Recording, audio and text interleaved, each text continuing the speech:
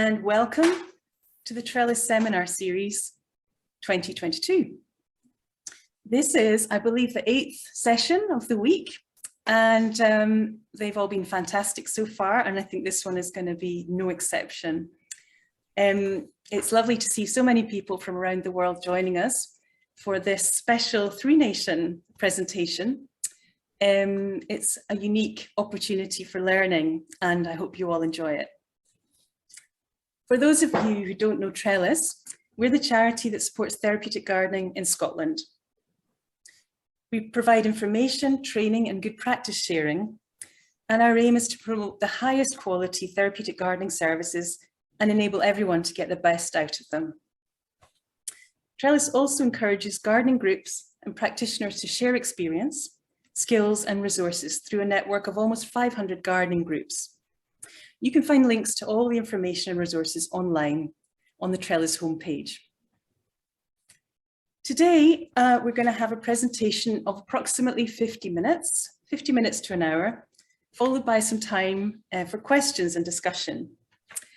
If you have questions, please do write them in the chat box, and we'll voice them to the presenters at the end on your behalf, or we may ask you to voice your questions if you want to raise your hand using the reactions button at the bottom of your screen.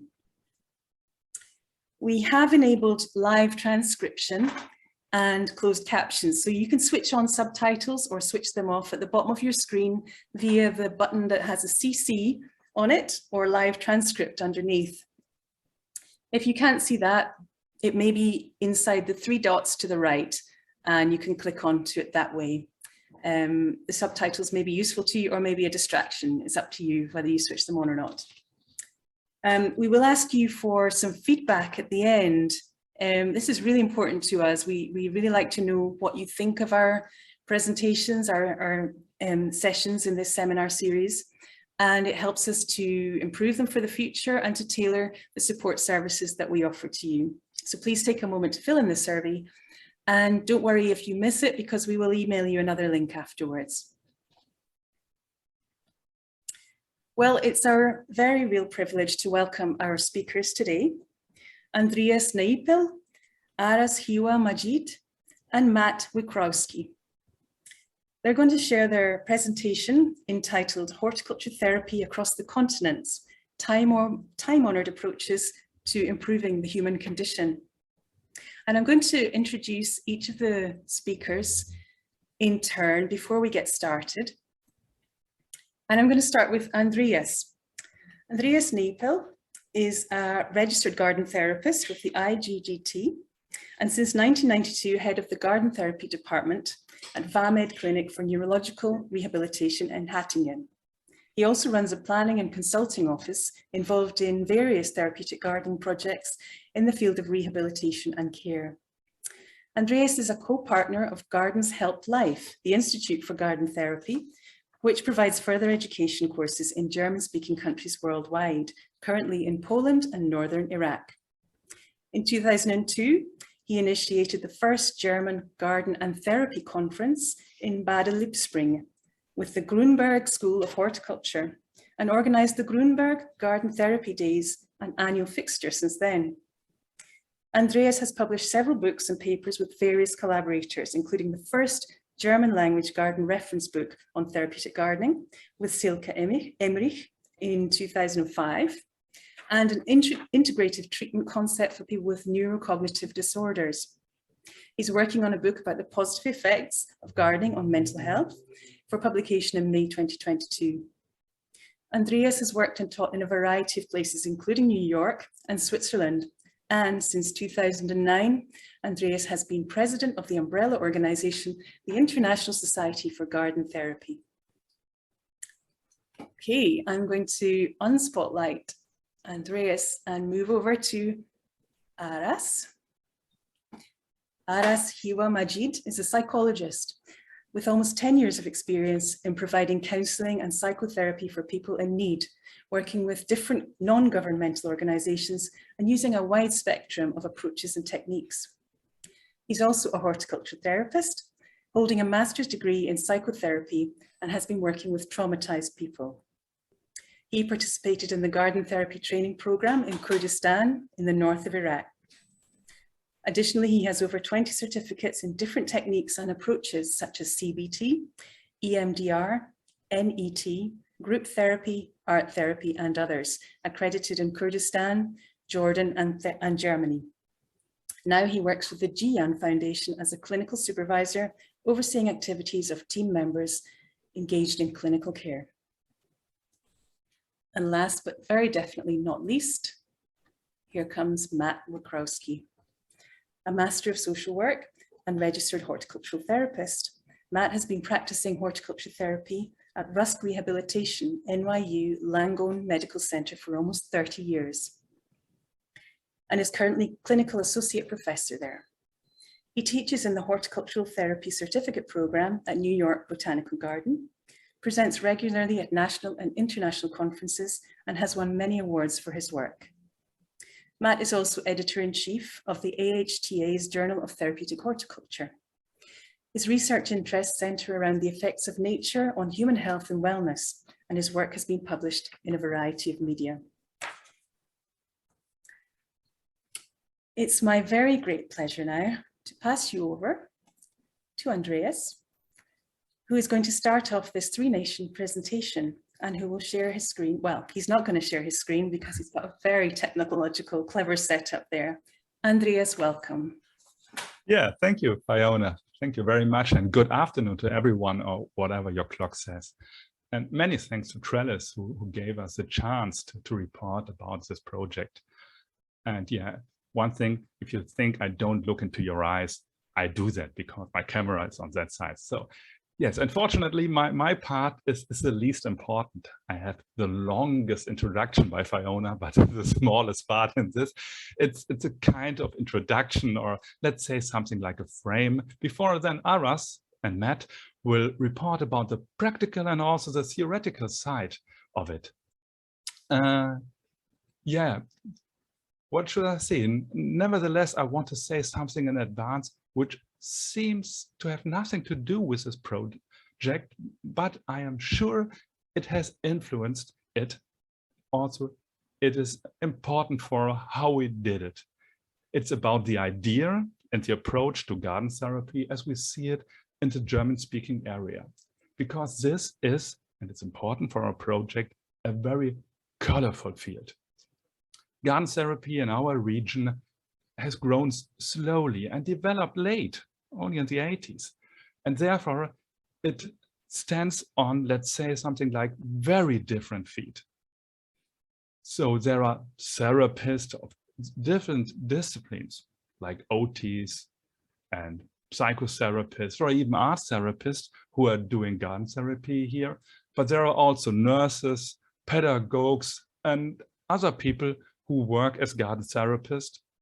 And there are also many gardeners in this colorful field. They all developed and carry out the most diverse programs for this most diverse target groups. For the IGGT as an umbrella organization, it was always important to maintain this diversity, but also to carry out something we call quality assurance. Whoa, what a word, sorry for my English. So the training programs we have and the education there is important for this quality. And so we accept very different training courses, some organized by universities, other by special institutes. So next folio. So I am here today as the president of the IGGT and also as a co-owner of Gärten helfen Leben, Gardens Help Life. We are one of these mentioned institutes. We have carried out, as Fiona said, different training courses, longer, shorter, in-house, or whatever. And then it was in the beginning of 2019 or even 2018, the Jian Foundation contacted the IGGT and Garden Helps Life. It means they contacted me and asked us whether we could design and organize a training course for the trauma centers in northern Iraq. And we were proud, because when you look what is being done there, and others will talk about it, you see what honor it is to be asked there. The Gian Foundation has various trauma centers, and they work with a wide variety of patients. Others will talk about that later. They work with people who have experienced war, terror, enslavement, displacement, or rape for decades. And they do it not only in special therapeutic institutions, like in hospitals. No, they go to the refugee camps, they go to prisons, they go to schools. Yes, they do not only a therapeutical work there in Kurdistan, Iraq, on, let's say, individual patients, they do something really what you can call peace work. They try to heal the society. And yes, gardening, that was my experience there, could be very political. It's an important work. And by the way, even if we look at the moment with concern to the Ukraine, also in Syria and Iraq, cities were bombed and people were murdered in the recent years, even today, without that there are special shows on TV. Don't forget them. And war refugees, they don't come only also in the moment from East Europe to us, and they need us.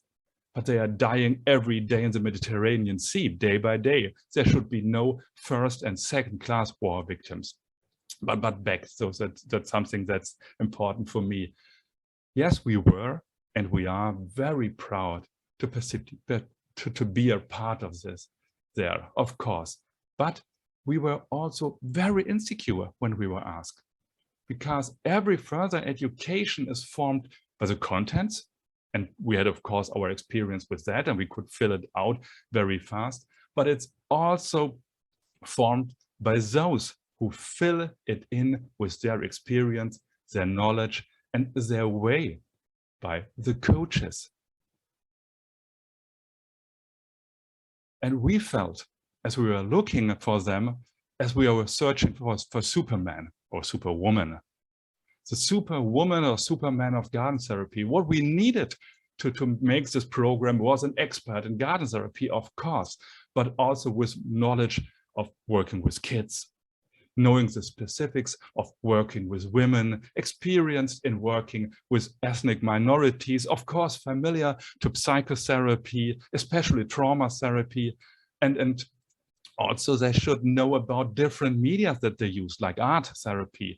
And then, of course, this person should be experienced in gardening. And last but not least, this person, this Superwoman, should also be familiar with the special climate conditions in northern Iraq, their plants and requirements. And oh, yes, it would be also very nice if this person knew something about integrating other nature-based therapies. Others will talk about it, like animal-assisted therapy, what they do there. And you can guess, this Superman or Superwoman does not exist. And so we look for a super team. That means to look to the next picture. Yes. And like it is, if you can't get Superman, then you have to call the Avengers or a team like this.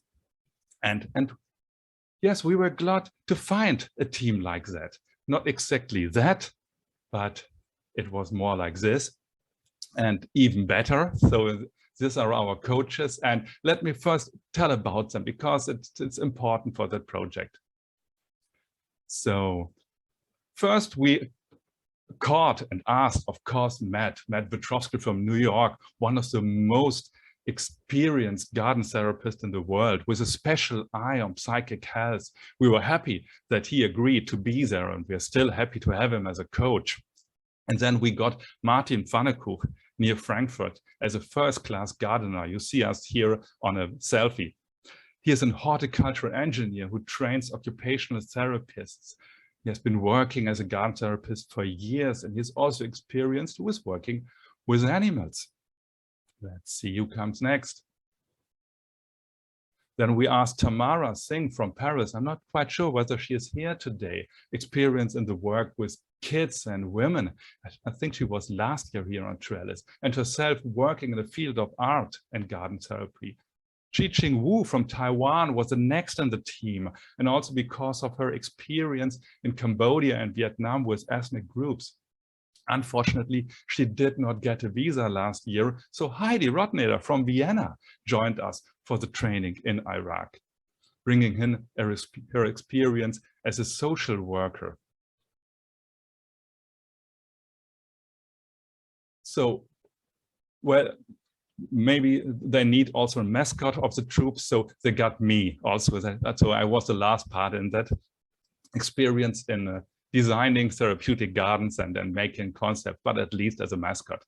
And again, if you look at all those people, we found again a very colorful field with the most different approaches, like we found it in Germany, as I told before. This time, not only from one region, but worldwide, or as the title says, over the continents or across the continents. So let's go on. And then it goes to Iraq. Of course, when we started, we all coaches, we all have the images of war and destruction in our minds. When we heard that word, Iraq, I made a group and talked about it with my patients, and I had my travel guide with me. And the first word to Iraq was, welcome to the most dangerous country on earth. So that's it. And of course, we were asked, what are you doing there? And also Matt and me, we asked ourselves before we landed in Erbil, what would you have actually said to a person who would have told you, let's say 5 years ago, that you're going to Iraq for garden therapy?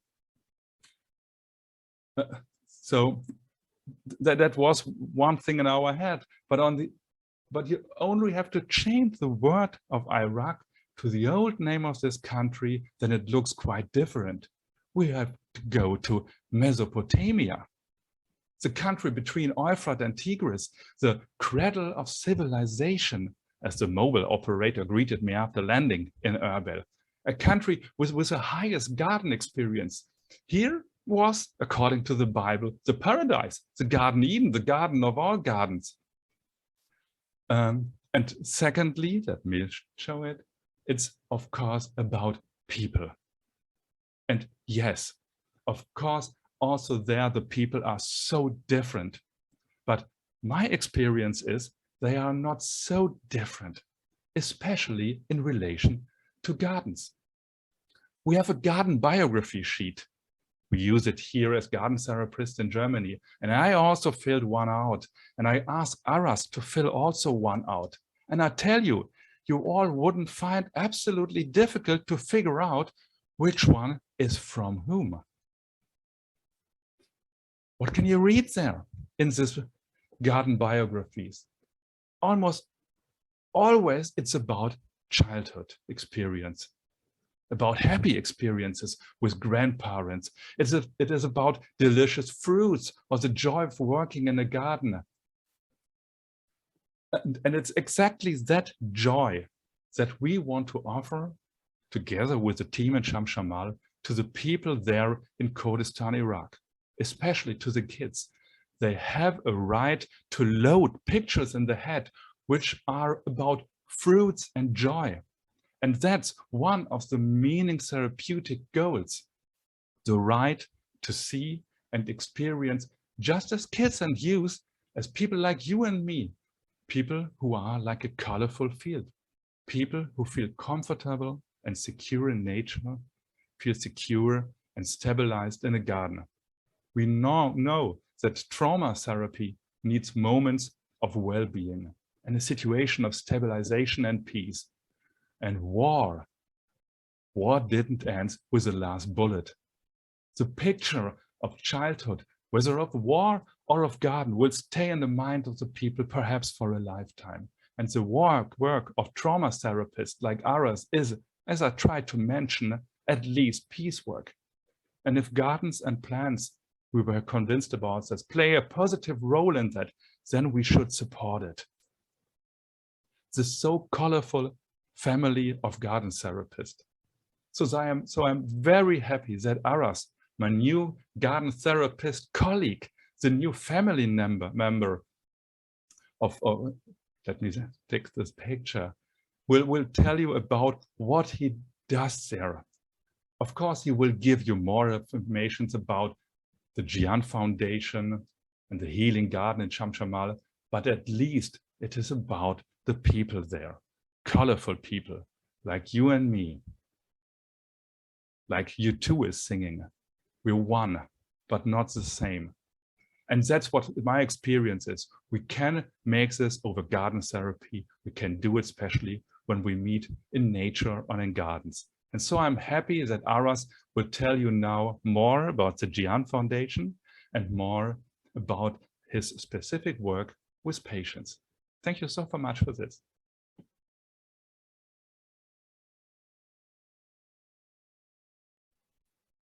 And now Aras is going to share his slides.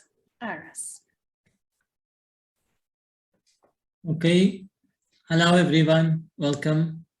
And it's a pleasure to participate in this seminar with our wonderful teachers and trainers, Matt and Andreas. Thank you so much for this opportunity and welcome all of you.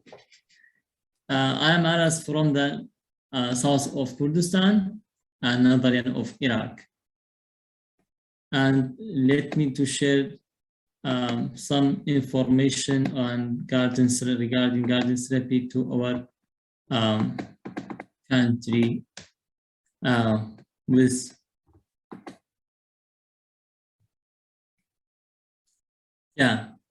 now we are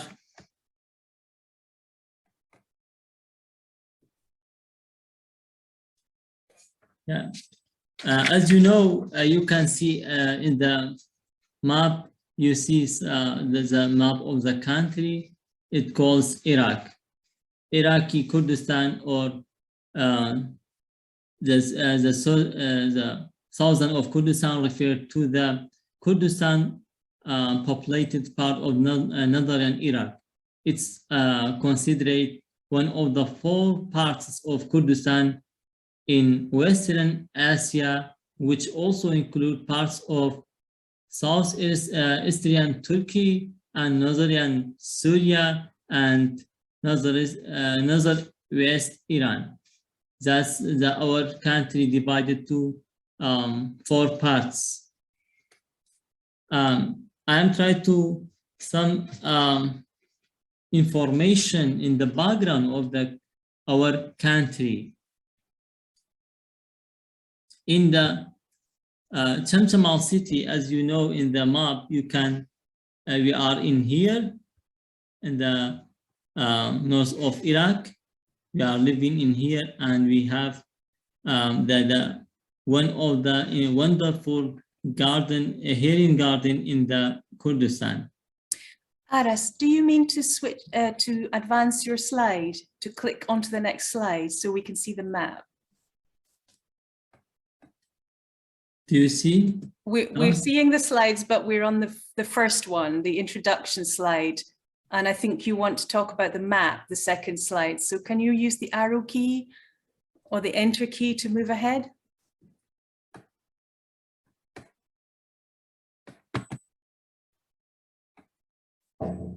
I think it's not problem. Yeah. That's it now. Okay. Great, thank you. Yeah, and we are going to the background of the trauma, generation of the trauma and terror in Kurdistan.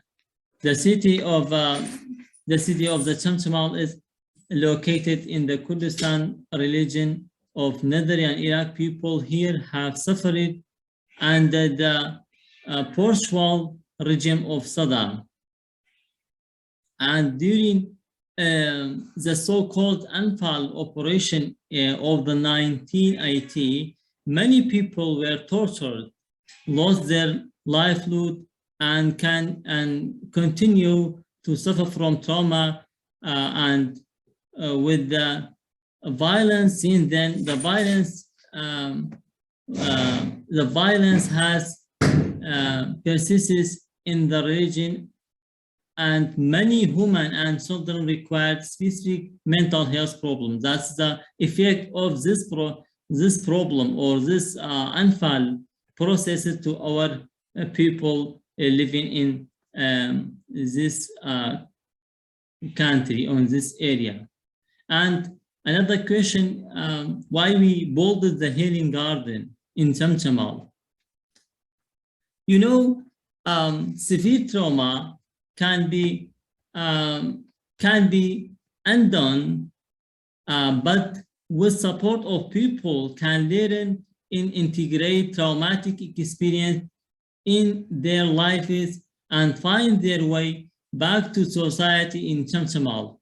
In Chamchamal, the Young Foundation building this community garden to help support and healing gardening. That's the problem. Those problems are suffering from our people effect on mood and some health problem and in her body and many other psychiatric disorder which suffer from our peoples.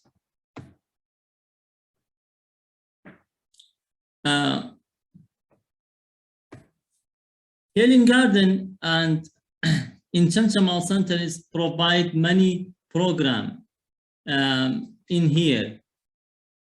As you see in the slide, you can see the photo. Here, the children often engage with emo. For example, we have many programs in Healing Garden. One of them is called Animal Assisted Intervention. This program provided by our garden, and we are training. We got some training regarding to animal assisted intervention, to cooperating animal and joining our animal to our sessions to feel somehow feel down and feel relaxed. That's a wonderful approach or technique to help us to feel comfortable. Here, as you see, here the children often engage with emo or cats or dog, horse, goats, chicken, and other animal as a way to develop empathetic relationship with living things, survivors of trauma and health concerns can engage in a horticultural therapy, a technique was involved tending to plan to develop motor function and other parts of help human being to feel safe and peace.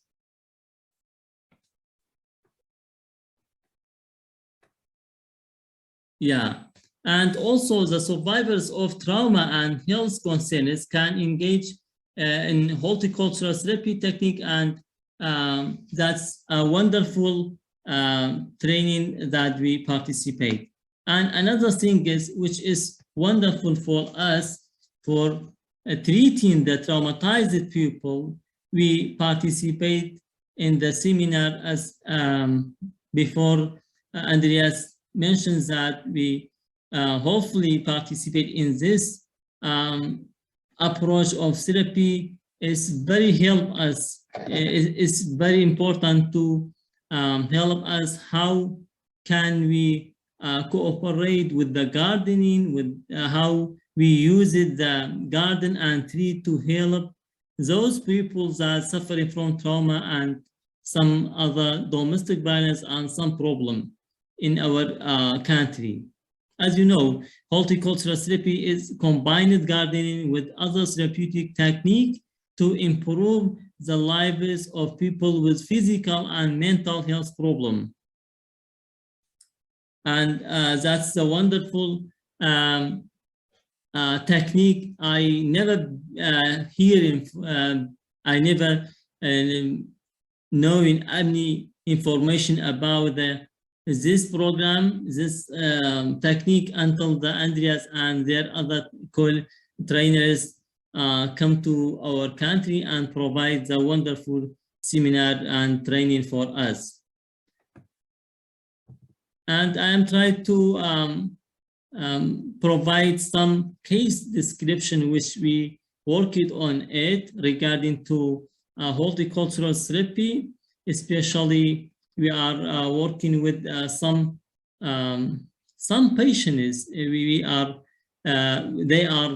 traumatized. For example, as we mentioned before, we are survivors of unfall process and chemical attack process, and finally, in the end, we have been some other survivors of ISIS captivity, especially from the Yazidi religion.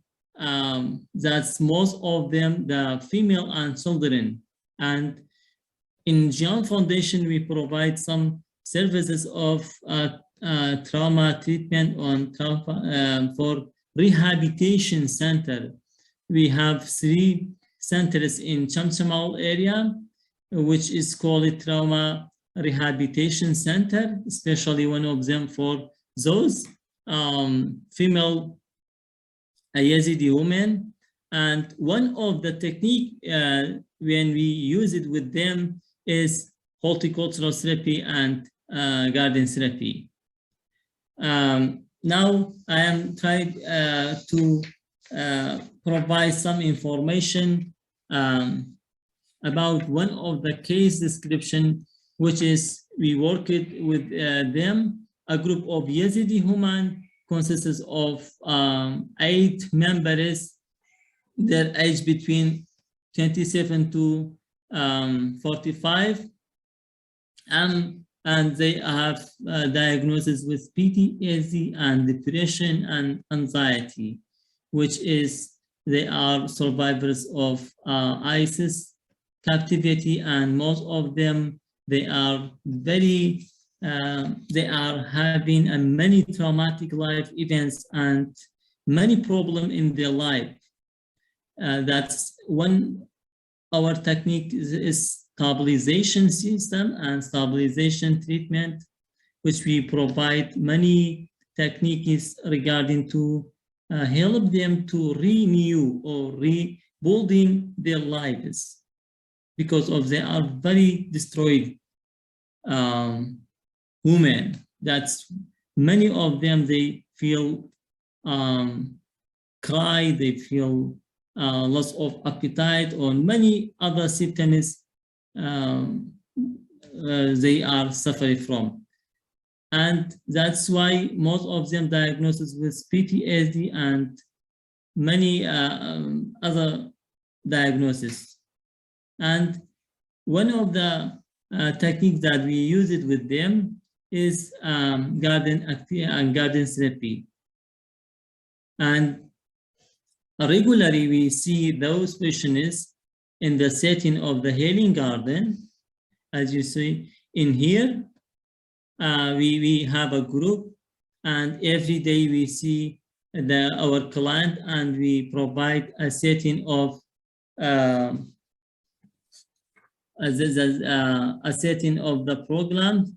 For example, our plan is we can or use a garden. For example, this technique is we use it with them. For example, we use the garden and flowers for seeing a beautiful nature and experiencing a bad feeling.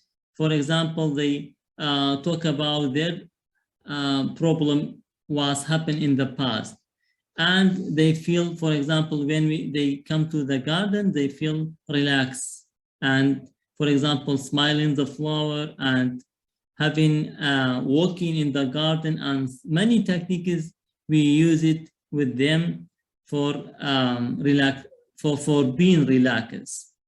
And understand another thing is we help them to understand the nature and the season of the nature regarding their lives.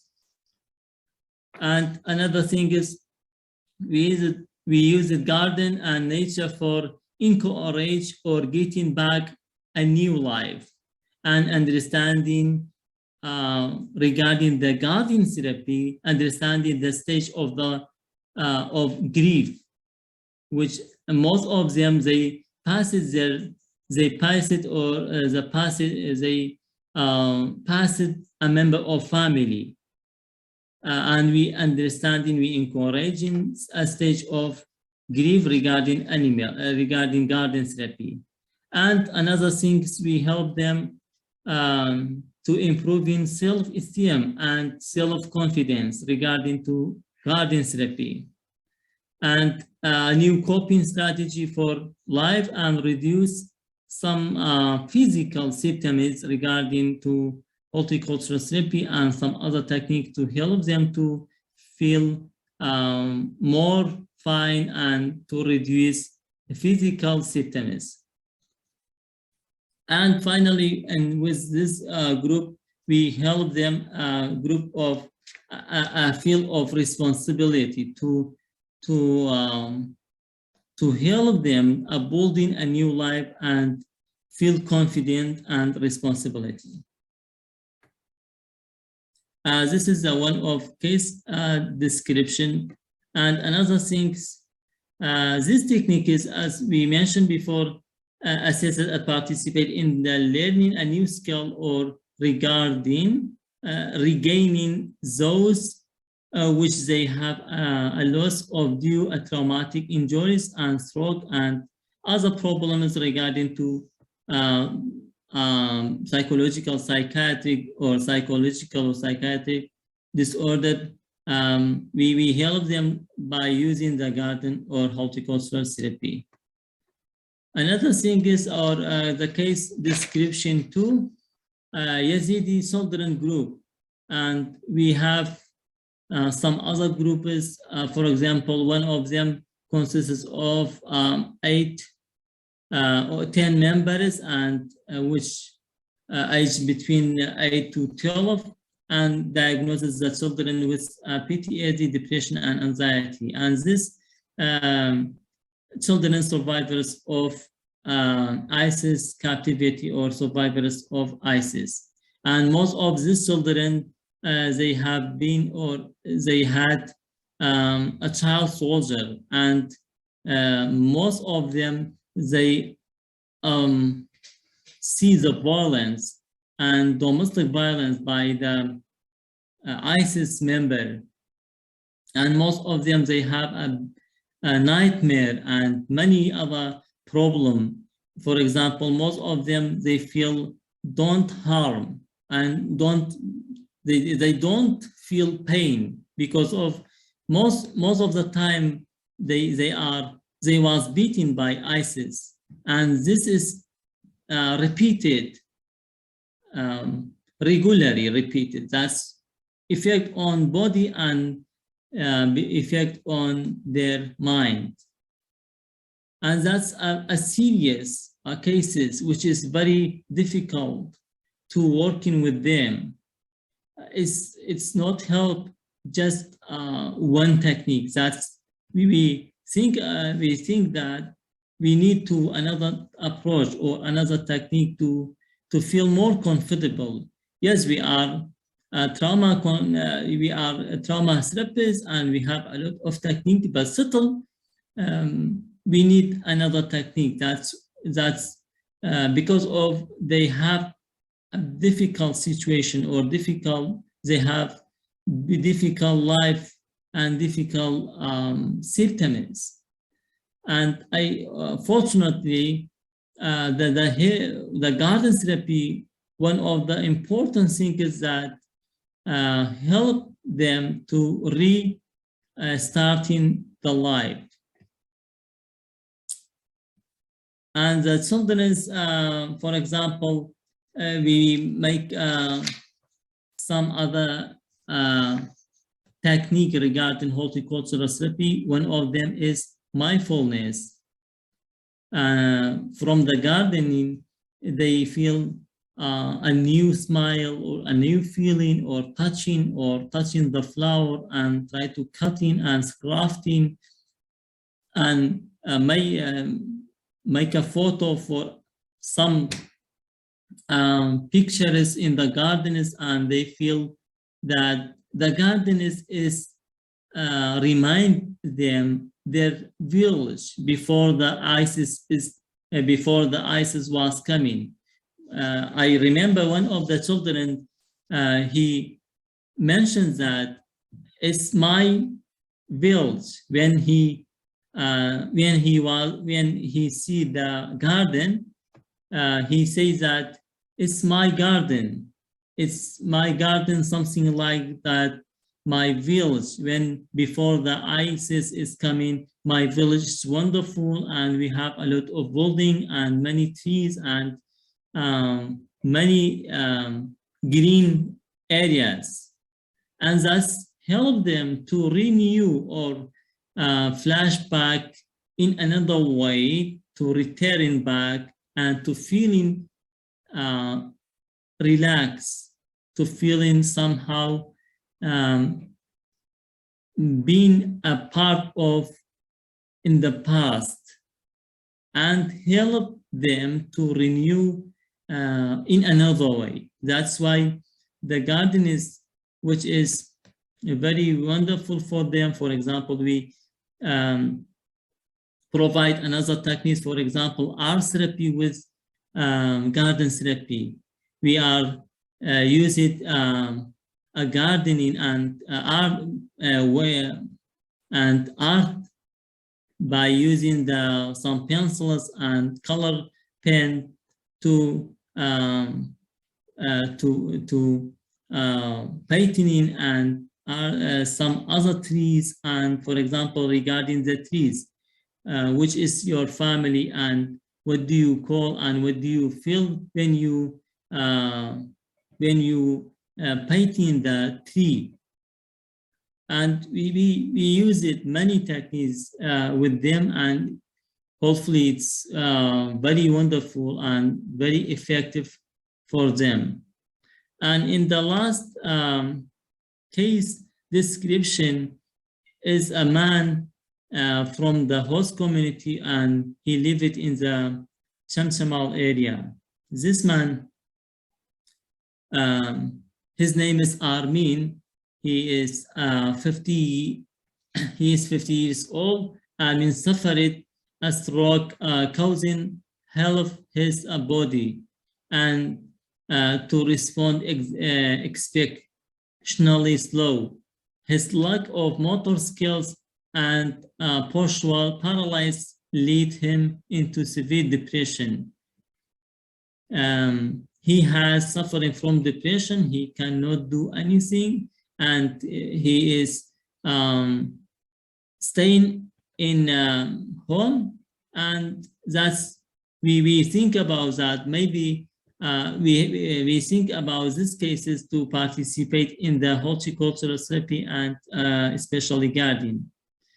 For example, in background, because of in background, this man is having a grown, or he is having a grown up in orphan, and working in an insured and life of provide for him.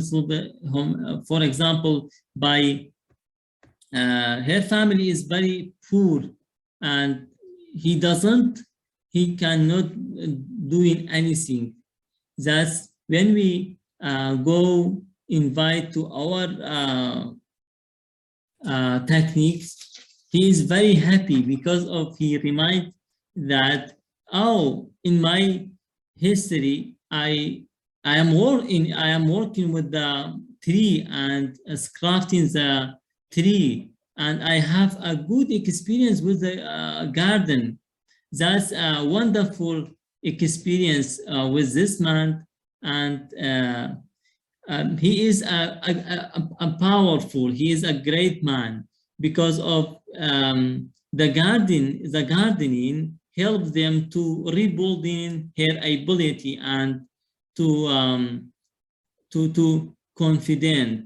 feel confident, and this confidence and this power help the Armin to overcome the depression.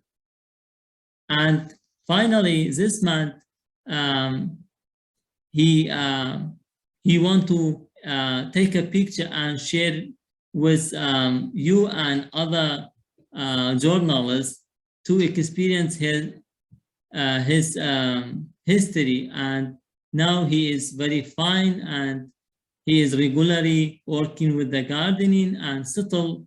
He has working with some tree, and he built another garden in his house, and now he is very fine and reduced their depression symptoms.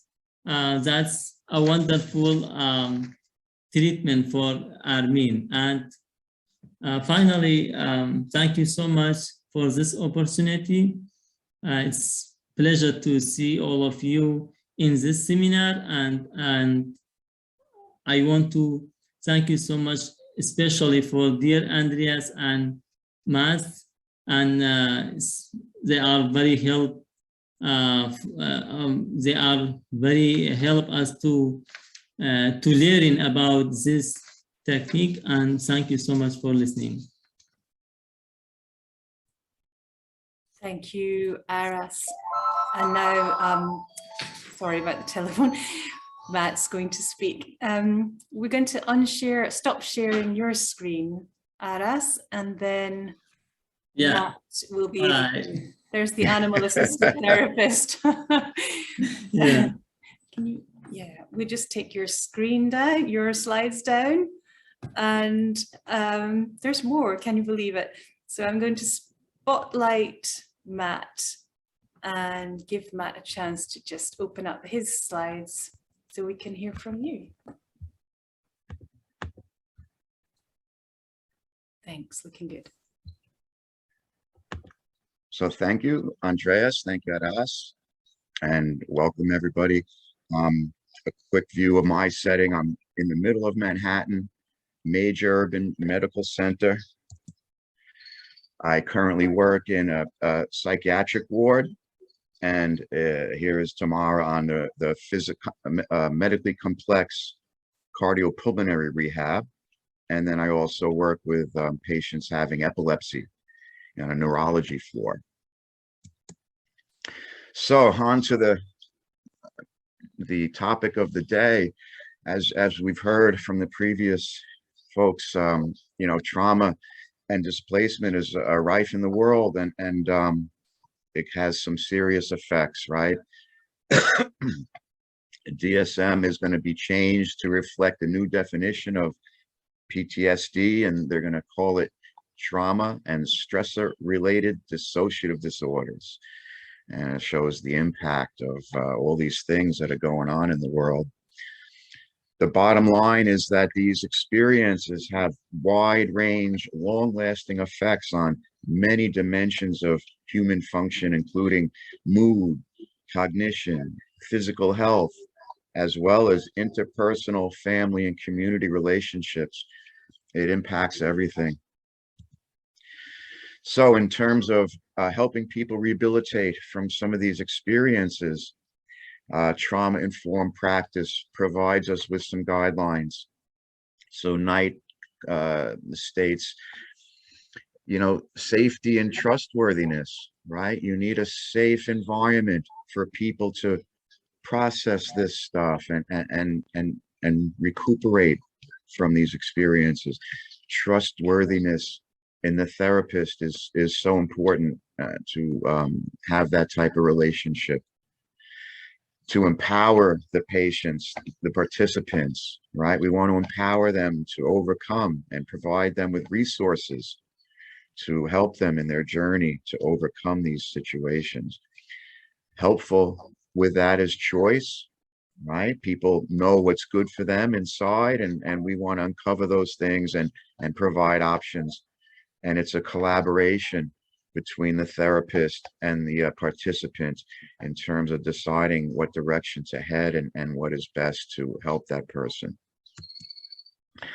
Some other strategies include social support, right? We want to provide validation, acceptance of them as a person, acceptance of them who have been through such terrible experiences, and affirmation and resources to help them recover.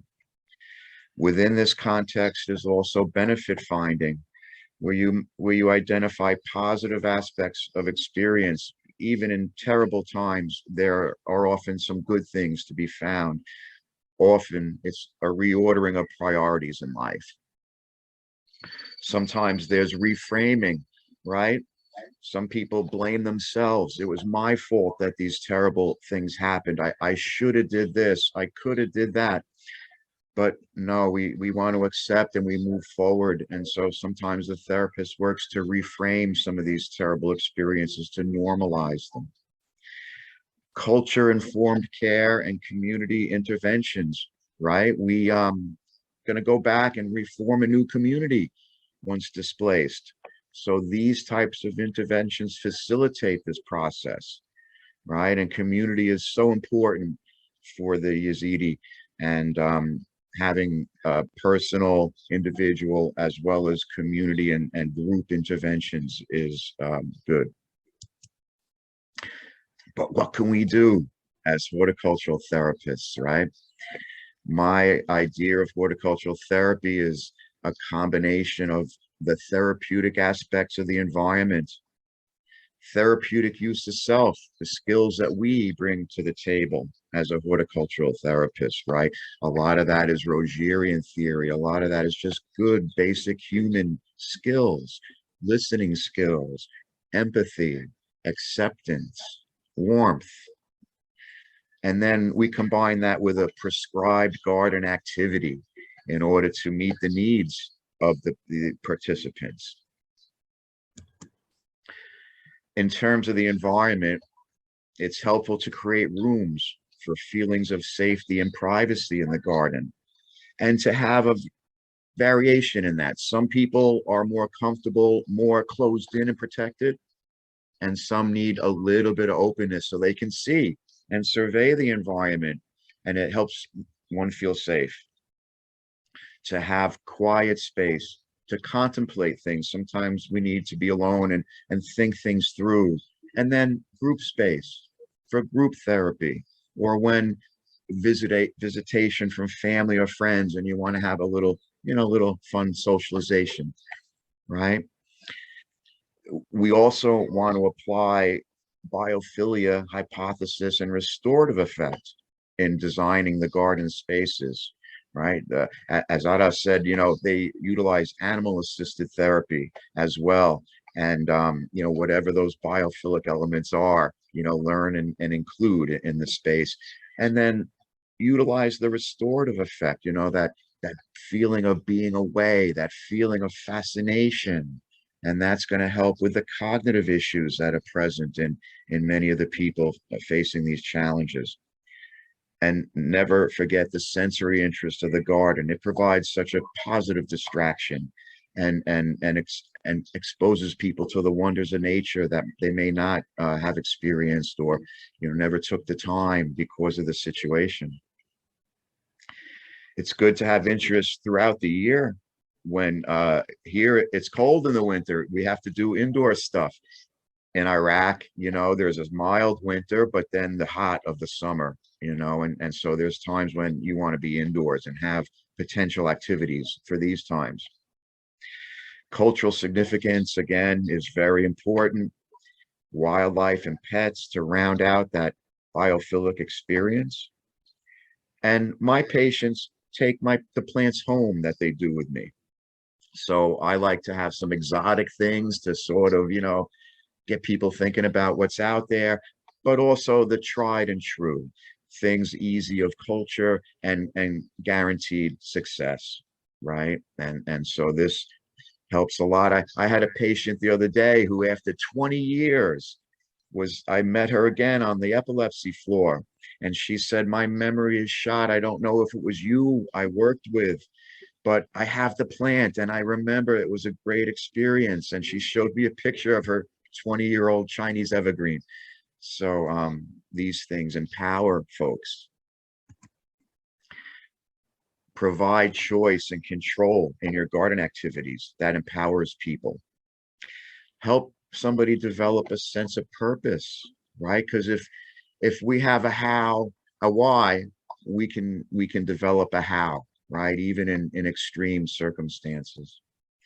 We want to encourage perseverance and call attention to the strengths that our participants, patients provide, because these are the things that get them through these challenges in life. Utilize strength from family, community, and spiritual beliefs, also empowering. Safe place to relax. Again, we spoke about the garden rooms. Flow activities. When you structure that garden activity so that the person has to focus with all they have, but it's not so hard to be frustrating or so easy to be boring. One can engage in the flow state, which is a very meditative state I'm sure we've all experienced in the garden, and we can help promote that with our participants. We want to encourage optimism, and we can all learn to be resilient. That's a resiliency of skills we can learn, not something you have or don't. So out of rehabilitation psychology, we have some input from Dunn and Brody, who talk about living the good life with an acquired disability, how to live with contentment no matter what our circumstances are. And they interviewed many people who undergoing challenges, and this is what they found. Take care of your body and find things which are pleasurable, pleasures of the flesh. Take care of your mind. Find things which motivate and challenge to learn new things. Self-actualization, realizing one's potential. And these things in proper balance, a little of this and a little of that, not all of one and none of the other. Help to create meaning in life. And in terms of those traumatized, it means accepting what they've been through and moving forward. And to find things that are important and bring that motivation to get back into life and overcome those challenges. Connections in the community, developing positive traits, purposeful acts for self and others, right? Good to help ourselves, good to help the family and the community. Recognize beauty, right? The natural world is so full of beauty, and often when we're stressed, we see these things. We're so paved over by our trying to get through life, but gotta take time to smell those, acquire knowledge, and enjoy friendship. Right? So how do we do this in the garden? The garden is full of opportunities to live the good life. Matt, your sound has gone a little bit strange. Sorry. Has anything changed on your computer? I don't see anything. It's coming and going a little bit, but I can hear you now, so I think it should be okay. Plant a garden, plant the garden, right? So you're using your mind to be creative, beautiful things, and planting it, exercise, which is so helpful with mood and to keep the body healthy. Make it meaningful. Plant those things that you knew as a kid, or are significant for your culture, and learn about those items in the garden so that you can share that with your participants. It makes it much more rich. You have the process, right? So eat healthy, eat well, help feed others. Take time to enjoy the wonders of nature. Join a community garden and help beautify the community. Lots of options to get these things done. I'm gonna have to stop.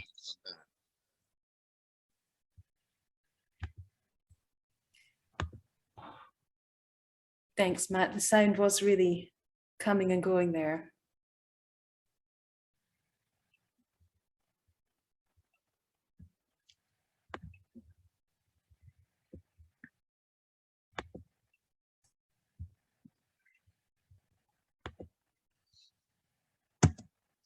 So many lessons from nature, right? There's cycles that we can use. Nature presents many images and concrete examples for those who have been traumatized. Maybe there's some cognitive issues. Concrete examples work well, especially with kids, and understanding and accepting the cycles of nature can help us accept these things in our lives. Matt, your sound is really gone. We're not hearing it's coming in a little bit and then it's going to a whisper. So is everyone else having the same experience? Yeah. Yeah. No. Yes, me too. Oh, thanks. Have you got another connection there? Maybe that you could go to that, or could turn off the other connection in case that's interfering. I'm not sure how to fix this, I'm afraid, unless anyone has an example, suggestion. Well, some examples in Chamchamal. We have the garden rooms. We have the beautiful paradise garden with water, right? Walled in, shade. The wonderful flower roses, the scent of the roses and pomegranates and citrus. And these things represent the biophilic elements. We have the wonderful grass area with the benches that allow for, rolling in the grass, in a desert. That's a great thing. Critters count. We have the peacock, which is very important, a benevolent angel in Yazidism. So they have that at the garden, and our emu, which is quite interesting. So we hope to have continued contact with the Iraqi contingent. We live in a world society these days, and migration is, of course, a major concern, and gardens do help life. And I thank Andreas for inviting me to be part of this team. Some references for your future study, if you like. And I thank you so much for your attention. Think peace. Thank you. Thank you, Matt. The sound improved a lot there, thank goodness. So we could hear the end. I'm going to just pass over to Andreas because I think he has something to add. I'm going to just spotlight you again. There you go. We need you unmuted. Okay, here I am again. You can hear me? Okay. So just 2 or 3 sentences to the end. Our title was Garden Therapy Across the Continents. And the question is, do we need such a big collaboration for such a project? And I told you at the beginning when we organized it, we were looking for a Superman.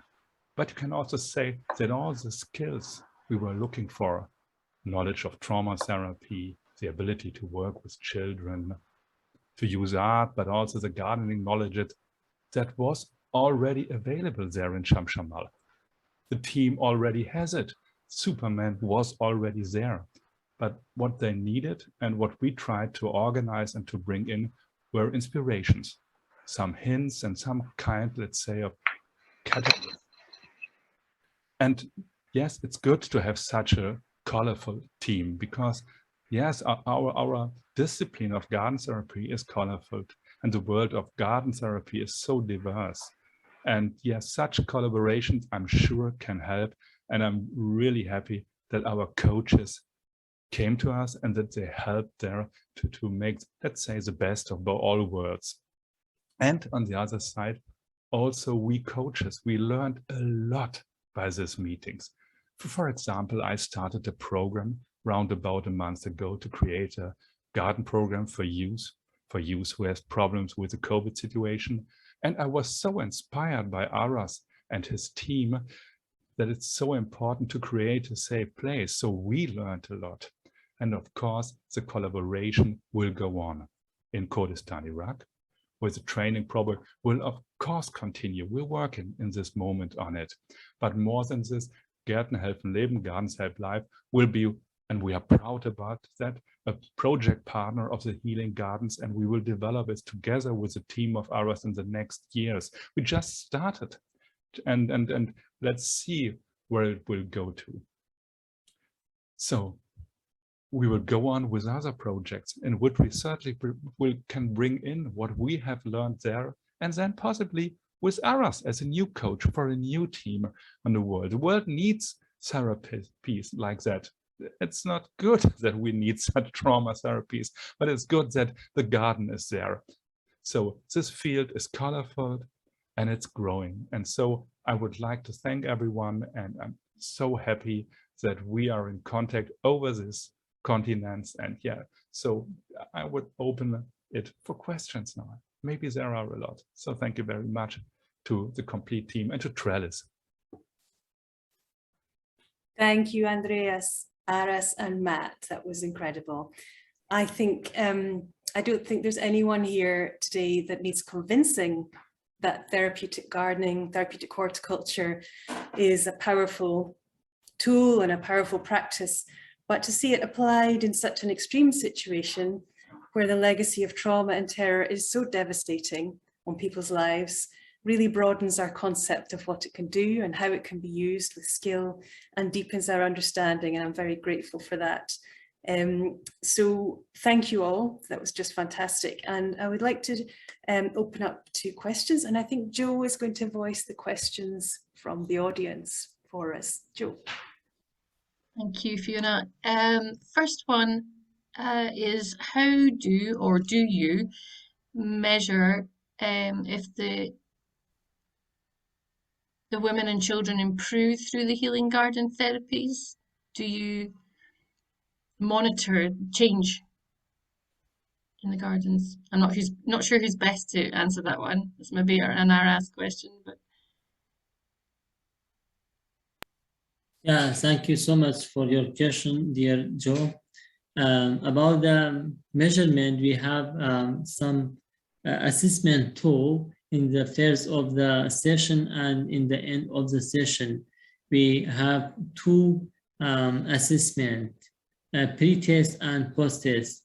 First of all, before we start the garden therapy or other techniques, we give we check the symptoms of the patient, and after we use some technique, and finally in the end we have check another symptoms regarding some questionnaire regarding, for example, depression and PTSD, and other questions regarding to assessment. We give them and we receive the answers regarding the patients, and then we compare between two of the assessment. If the patients have get better their situation or their symptoms, then we discharge it. If the patient need more technique and settle the symptoms have high, then we will continue with this patient. thank you. That was one of my questions, was how long is the program? Is it a set period of time that they spend in the garden, or is it dependent on each person? Yeah, so our program is in the healing garden and other programs in the center and the building, and our programs continue for each group is for nearly 1 to 3 months.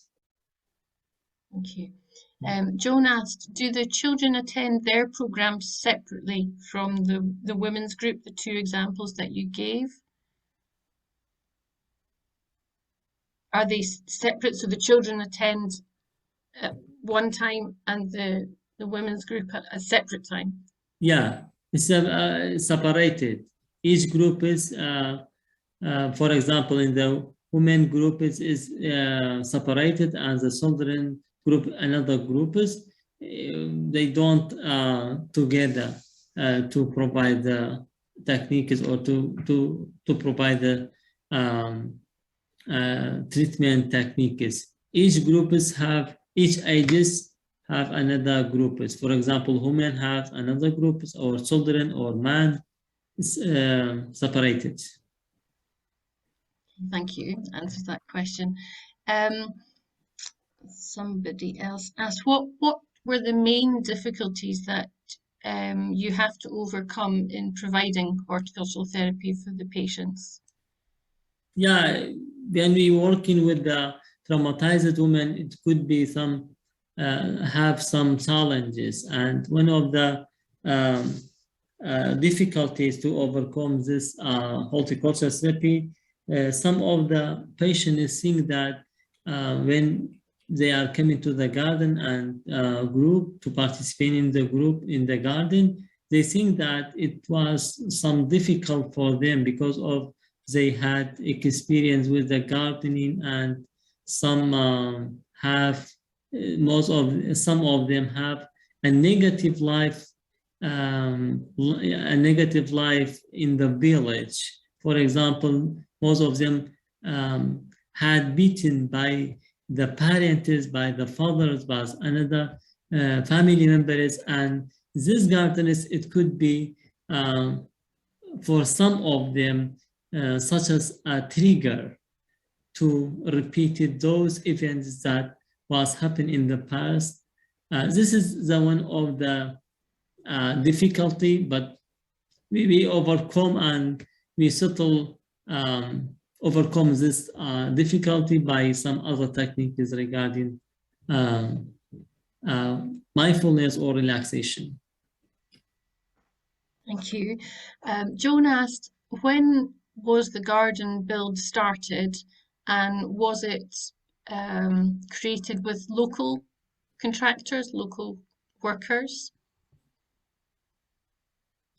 I didn't get your question. Okay. When was the garden built? So I know the team came, what was that, 2018 or 19? Did the garden exist already, or was that a new garden that was built? Yeah, we already existed the garden, yeah, before we started this training, yeah, because of Healing Garden was built in 2016. Ah, okay. Yeah. Thank you. Now there are some more questions. Someone's asked, Frederica's asked, have you thought about working with ex-soldiers who are suffering from PTSD? Yeah, we have some of patients regarding to children group. They mostly have child soldiers regarding or survivors by ISIS captivity. It's somehow difficult to working with them, especially in the teenager age, but still we continue. As Andreas says, we are not Superman, that we are trying to help them to reorganize or rebuilding another life. Thank you. Maybe I can add something. So yeah. Go ahead. Okay. When we started, we saw there was a healing garden, and it was really a great garden. So it's made by a really interesting team. And then we started the education program. And what will be the next steps is to make it more specific. So this is a healing garden open to the public, all that. But now we're working together to see what do the therapists need, very special. So we are creating programs together at that moment. We are creating together a program for the kids, a program for women. Maybe, as you mentioned, there will be a program for ex-soldier with PTSD, whatever. And then we are working together to see whether we have to develop or to change some parts of the garden. This is a process we started now, and we are still in it. So maybe that the garden looks different in some areas in the next years, and that programs are coming to add the idea there. Yeah. Thank you, Andreas. Fiona, did you want to share something from Tamara? Yes, please. Tamara had to go a little bit before the end because she had to get back to work, but she wanted to raise a point that she remembers as one of the barriers or one of the problems when she was involved. And she said this was the idea of the perception of, perhaps by local people, of gardens as work or as labor. which could be a negative perception rather than the positive effects you might expect. And so the challenge for the therapists of finding another approach and focusing on the beauty of the garden and the joy of harvesting, gathering in the harvest, for example, without having done the work, maybe dissociating work from the benefits of the garden. I don't know if any one of you would like to say more about that. I can start and then the other can edit. Yes, it was like that. It's like it is often like that. People think about horticulture therapy or garden therapy and think about people working in the garden. And then you see that working in the garden is not everything. It's about doing in the garden, like Matt says, and it's about being in the garden. And very soon we saw the situation that especially this being in the garden, to feel secure, to enjoy, just to see and to smell, is maybe much more important for some patients as this working. And as Tamara wrote to you, for some patients it was even negative, this idea of working in the garden. And so it was good to be there and to come in contact. And so we changed some programs. So there will be programs with working in the garden, with feeling to be productive, but there were now also ideas and programs about that being in the garden. So it's like it is in garden therapy. We have both being and doing. So maybe someone will add. Matt or Aras, you want to add that?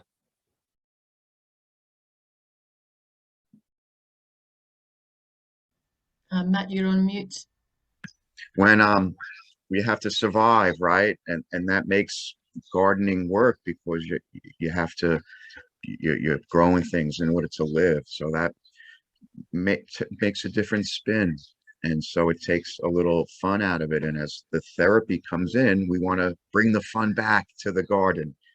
And so it's often a reflection of people's experiences in their culture and what they've had to do to make it through, and reflecting on how they experienced the garden.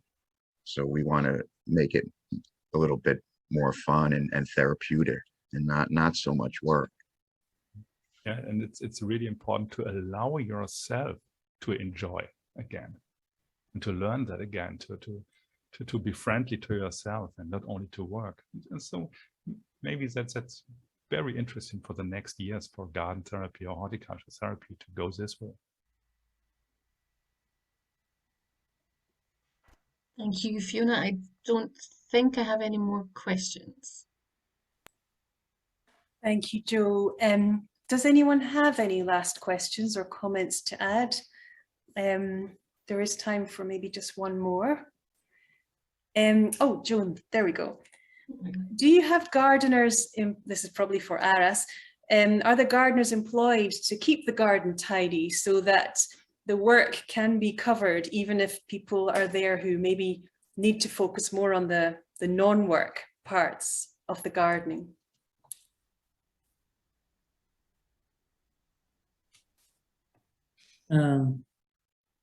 Yes, we are working with the gardening especially, and still we are working with the gardening as a therapist.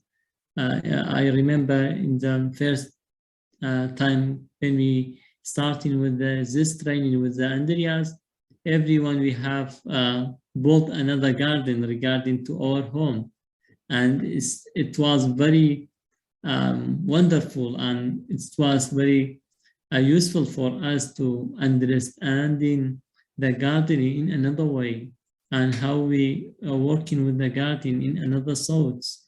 And when we working with the garden, it gives us somehow the sensitive feeling or the good emotion for us. And when we feel this feeling, it could be help us to understand more about the gardening, and to help other patients that we working with them regarding to gardening therapy. Yes, when we started the program, we asked the Gian Foundation that the 3 gardeners in Chamchamal should take part in that program, and they were also in that program. And yes, it was really great to have this mixed teams of therapists and gardeners in one room and in one garden. Yeah, when we make every group for women and children, each group we participate one gardener with them. For example, each group we have two therapists, garden therapists with one gardener to help us to working with us to prepare some other tools and materials and continue with us during the session. Okay, and Natalie sneaked one last question in. Does the talking therapy happen during gardening time or in the break time? Is it integrated? It could be both of them happen during the session, especially when we making some technique. For example, when we make the mandala or some other techniques regarding to garden therapy, yes, we use the talking therapy during the gardening. Thank you. Well, it's been an absolute treat for us to hear from you three about such a special project, and great to know that it's going to carry on and develop into the future.